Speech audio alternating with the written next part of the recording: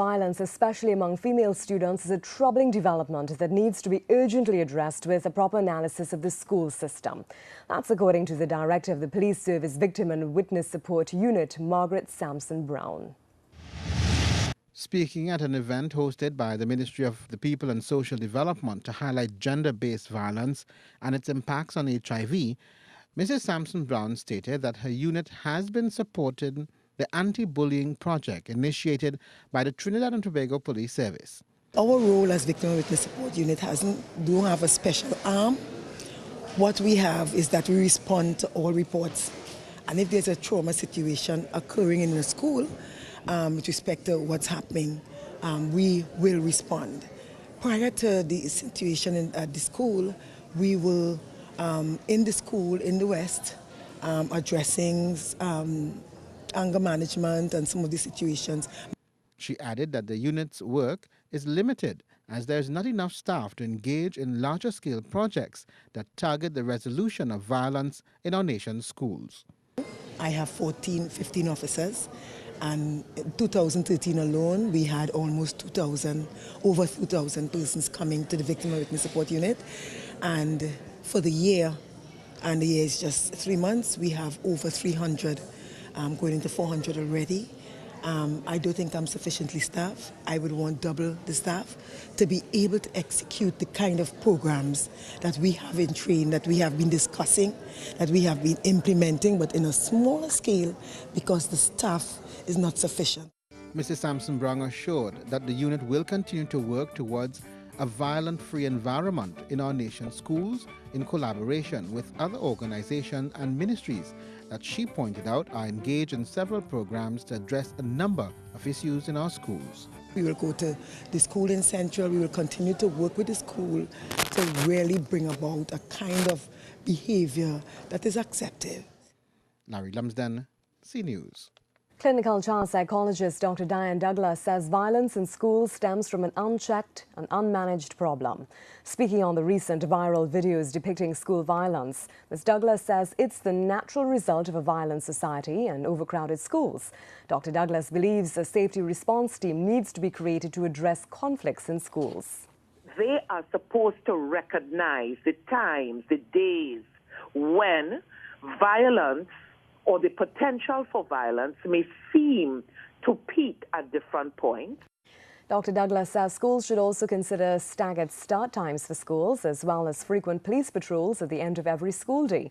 She says children model what they see, so given the high murder rate in the country, it's not surprising to see violence in schools. We have rape and murder rampant in our country being committed by adults.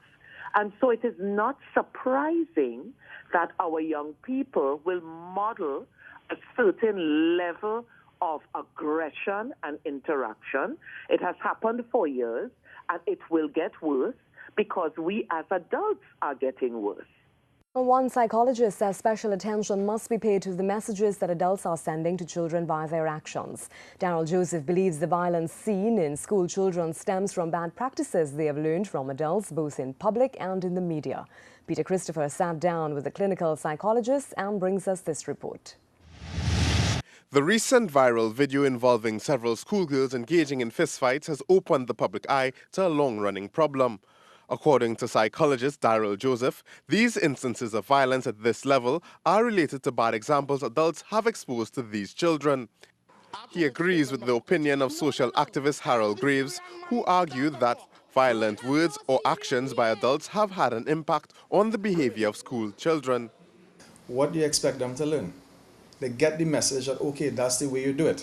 Now, it's a subliminal message, and that's how, behavior in society is very much like that. A lot of it is very subliminal, but it's strongly connected to the messages that are sent by our behavior. He says the media has also played a role, using reality television shows where dysfunction and confrontational situations are promoted as entertainment. He says several youngsters grow up desensitized to the effects of these confrontations. He says this desensitization has only continued via social media, where violence often goes viral. I have seen teenagers look at videos of other kids being beaten up in school and they're laughing. Like the way we used to laugh at Donald Duck and Mickey Mouse and thing long time when you've seen stupidness going on. But it's with real people. And I think they've been desensitized to the point where it only hits home when it happens to somebody that's close to them. He also agreed with Graves that our country has become angrier. He attributes this to a growing feeling of inequality. If you have lots of people who are fighting tooth and nail day in, day out just to feed themselves and feed their children, bet your bottom dollar they're going to be angry. If it appears as though there's no consequence for some people's actions, but there are consequences for other people's actions, and there's a sense of injustice, expect people to be angry. But he says the approach to addressing this anger is where the errors are made.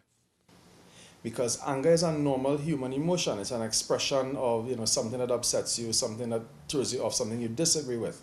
But whether you can handle that in a way that is functional, let steam off, do something to de-stress until you get to the emotional point where you could treat with it.